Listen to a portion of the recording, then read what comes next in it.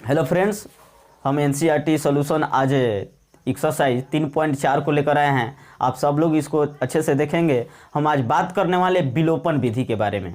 समझ में अभी हम पिछले वीडियो में अपने 3 वीडियो डाला जिसमें प्रतिस्थापन विधि के बारे में जानकारी दी। अब हम विलोपन विधि के बारे में जानेंगे कि विलोपन विधि के माध्यम से समीकरण को कैसे हल करते हैं, 2 चर वाले रैखिक समीकरण को कैसे हल करते हैं। तो चलिए चलते हैं क्वेश्चन के पास। क्वेश्चन है कि निम्न समीकरण को विलोपन विधि से हल कीजिए। विलोपन विधि कहने का मतलब विलोपन माने होता है कि बहुत शॉर्टकट तरीका में विलुप्त कर करके हल करना। तो देखिए 2 समीकरण दिया है। एक दिया है x + y = 5, ये पहला समीकरण, इसको ऐसे लिखते हैं। और एक को लिखते हैं 2x - 3y = 4 लिखते हैं इस तरीके से। अब हम यहाँ जानेंगे विलोपन विधि में आप सब लोग देखेंगे कि देखिए यहाँ 3 पद, इसको पहला पद बोलते हैं, प्रथम पद, इसको दूसरा पद और इसको तीसरा पद। फर्स्ट समीकरण में भी और सेकेंड समीकरण में भी। ये दूसरा समीकरण है और ये पहला समीकरण है। आप सब लोग अच्छे से देखेंगे तभी समझ में आएगा कि कैसे इसको सोल्व किया जा रहा है। देखिए कि x + y = 5 है। कितना है? पहला समीकरण x + y = 5 और दूसरा है 2x - 3y = 4 है। तो सबसे पहले हम ध्यान देते हैं कि प्रथम पद या मध्य पद, इसको मध्य पद भी बोलेंगे, कोई दिक्कत नहीं होगा। प्रथम पद और मध्य पद का गुणांक कितना है, समझ गए? इसके गुणांक पर ध्यान देंगे तो देखिए यहाँ 1 है। क्या है? 1 है। और यहाँ समीकरण पहला का प्रथम पद का गुणांक 1 है और मध्य पद का गुणांक भी 1 है। समझ गए? यहाँ भी 1 है और यहाँ भी 1 है। अब चलते हैं समीकरण 2 में।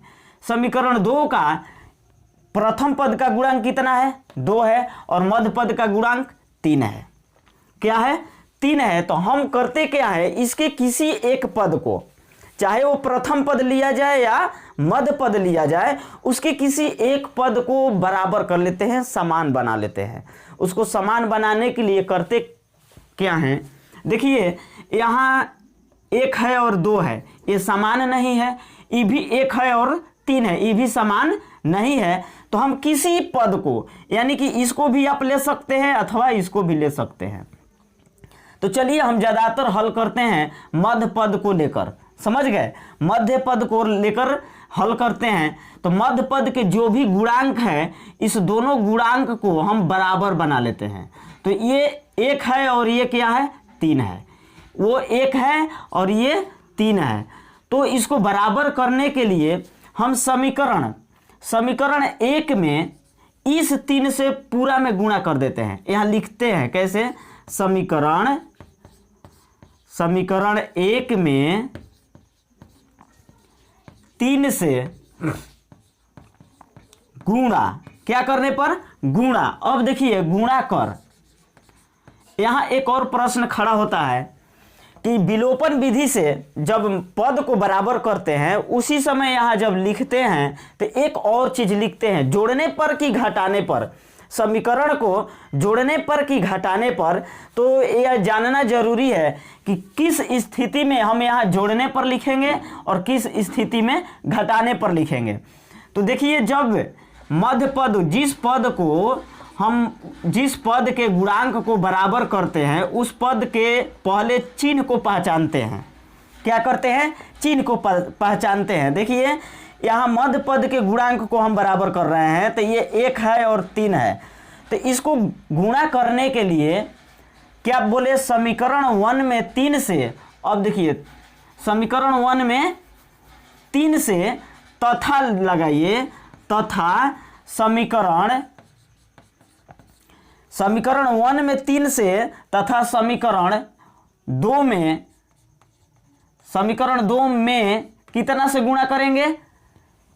यहाँ ये मध्य पद को बराबर कर रहे हैं तो मध्य पद के ये दूसरा समीकरण का 3 से गुणा करेंगे इसमें, तो इसमें गुणा किससे करेंगे, तो इसी मध्य पद के गुणांक से। तो इस मध्य पद का गुणांक क्या है, 1 है। 1 से अब लिखेंगे गुणा कर जोड़ने पर कि घटाने पर, तो गुणा कर लिखेंगे जोड़ने पर कि घटाने पर, तो बहुत सिंपल साधारण तरीका है। जब एक प्लस में और एक माइनस में होता है तो यहाँ लिखते हैं जोड़ने पर। क्या लिखते हैं, जोड़ने पर। समझ में आ गया, जोड़ने पर। यदि यही दोनों प्लस प्लस हो जाए या चाहे दोनों माइनस माइनस हो जाए तो उस स्थिति में समीकरण को हम लिखते हैं घटाने पर। समझ गए। अब चलते हैं इसके आगे चलते हैं, देखिए कैसे। अब गुणा कीजिए, समीकरण 1 यहाँ है, इस समीकरण 1 में हम 3 से गुणा करते हैं। इस समीकरण 1 में कितना से गुणा करेंगे, 3 से गुणा करते हैं। और इस समीकरण 2 में कितना से गुणा करेंगे, 1 से। लिखा गया है ना, चलिए लिख देते हैं।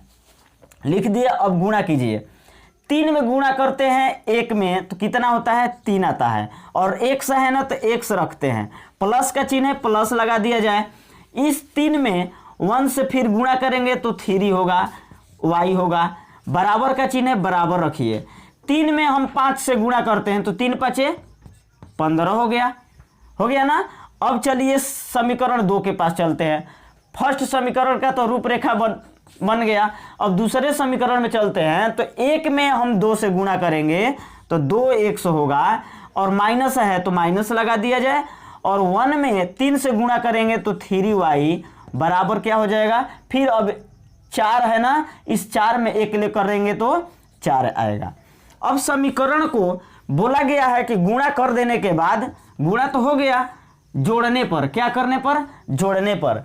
देखिए एक खासियत और है, जब यहाँ जोड़ने पर लिखा हो तो इस समीकरण को कहीं भी परिवर्तन और कोई चीज़ नहीं किया जाएगा। और यदि यही चीज़ यहाँ घटाने पर लिख दिया जाए, क्या लिख दिया जाए, घटाने पर लिख दिया जाए, तो ये नीचे का जो चिन्ह होता है वो बदल जाता है। जैसे 4 प्लस में है तो उस स्थिति में माइनस हो जाएगा, जबकि वो ऐसा नहीं है, जोड़ने पर है। घटाने के स्थिति में चिन्ह बदल जाता है। समझ गए, ये माइनस है तो प्लस कर दिया जाएगा, ये प्लस है तो माइनस कर दिया जाएगा। लेकिन यहाँ वैसा नहीं स्थिति बना है, इसलिए यहाँ डायरेक्ट लिखेंगे जोड़ने पर, तो जोड़ने पर कोई चिन्ह परिवर्तन नहीं होगा। अब सॉल्यूशन कीजिए। 3 और 2 दोनों का चिन्ह क्या है, प्लस है, जोड़ दीजिए 3 2 5x। समझ गए। ये देखिए 3 और 3 जो है ये अलग अलग चिन्ह वाला है, ये प्लस में है और ये माइनस में। तो इस स्थिति में ये घटाएंगे तो क्या आएगा, 0 आएगा। 0 आएगा ना, इससे अच्छा है कि हम काट देते हैं। क्या करते हैं, ऐसे काट देते हैं। बराबर, देखिए दोनों प्लस में है, 15 और 4 दोनों प्लस में है तो जोड़ते हैं। 15 4 कितना होता है, 19 होता है।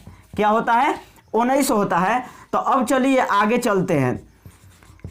5x बराबर 19 आया, तो यहाँ x का मान जब निकालेंगे ना तो 19, और देखिए यहाँ गुणा का चिन्ह है तो 5 गुणा में है, इधर आएगा तो बाटा में।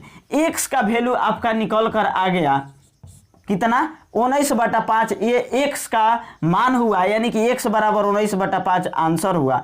अब इसी को लिखते हैं समीकरण किसी में, समीकरण 2 में चाहे 1 में, 1 में या चाहे 2 में, किसी में रख दीजिए। समीकरण 1 में x बराबर 19/5 रखने पर, तो समीकरण 1 कितना है, समीकरण 1 है x प्लस वाई बराबर 5। x प्लस वाई बराबर 5 है, तो x का मान 19 बटा क्या रखना है, 5 रखना है, प्लस y बराबर 5। अब चलिए घटा देते हैं, y का मान निकालेंगे ना तो 5 घटाओ 19 बटा क्या हो जाएगा, 5 हो जाएगा। इसके बटा में 1 है। देखिए 5 1 का लघुत्तम जब निकाला जाएगा तो कितना आएगा, 5 आएगा। कितना आएगा, 5 आएगा ना। और 5 में 1 से भाग, 1 में 5 से भाग लगाएंगे, 1 में 1 से 5 में भाग लगाएंगे इस तरीका से, तो कितने बार में कटेगा, 5 बार में कटेगा। ये 5 आया ना। अब इस 5 से ऊपर वाले 5 में क्या कर देंगे, गुणा कर देंगे। बाटा का घटाव आप सबको मालूम होगा, तो 25 आएगा। यहाँ 25 रख दिया जाए, माइनस 5 से तो देखिए 5 कट जाएगा एक बार में। और इस 1 से क्या करेंगे, 19 में गुणा करते हैं तो कितना आता है, 19 आता है। अब घटा देंगे, 25 में से 19 घटेगा। देखिए हम यहीं लिख लेते हैं, यहाँ लिख लिया जाए। 25 में से 19 घटेगा तो कितना बचेगा? 6 बचेगा और इसके बटे में 5 हो जाएगा। यानी कि y का मान हमारा कितना निकल कर आया? 6/5 ये आंसर हुआ। और x का मान 19/5 ये एक आंसर हुआ। इस तरीका से विलोपन विधि से हम समीकरण को हल करते हैं। तो हम उम्मीद कर रहे हैं कि इसमें कहीं गड़बड़ी आप लोगों को समझने में कोई दिक्कत नहीं होगी। तो जो भी नए स्टूडेंट होंगे वो हमारे चैनल को सब्सक्राइब और लाइक करना न भूलेंगे।